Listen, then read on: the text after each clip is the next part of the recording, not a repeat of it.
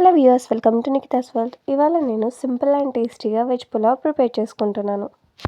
దానికోసం ఫస్ట్ కుక్కర్లో oil heat చేసుకొని దాంట్లో మనం కావాల్సిన మసాలా దినుసులు వేసుకోవాలి. సాహి జీరా, బిర్యానీ ఆకు, దాల్చిన చెక్క, యాలకులు, లవంగం అవన్నీ. అండ్ ఇప్పుడు సన్నగా తరుక్కున్న ఆనియన్స్ వేసుకొని మిక్స్ చేసుకోవాలి.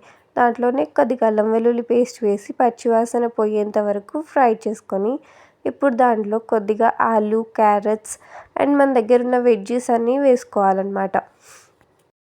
సోయా చంక్స్ కాసేపు నానబెట్టుకొని వేసుకోవాలి. ఇప్పుడు దాంట్లో కొద్దిగా కారం, ఉప్పు, ధనియాల పొడి, పసుపు అండ్ మసాలాస్ ఏదైనా ఉంటే అది వేసుకొని కాసేపు ఫ్రై అవ్వనివ్వాలి.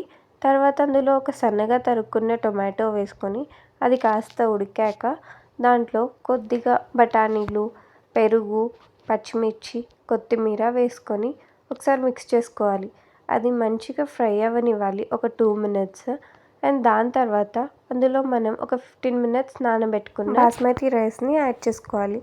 1 cup రైస్కి 1.5 cup వాటర్ యాడ్ చేసుకోవాలి. అండ్ అందులోనే మనం ఫ్రైడ్ ఆనియన్స్ కూడా యాడ్ చేసుకోవాలి. ఇప్పుడు కుక్కర్కి 2 whistles రాగానే స్టవ్ ఆఫ్ చేసుకోవాలి. మన బిర్యానీ రైస్ రెడీ అయిపోతుంది.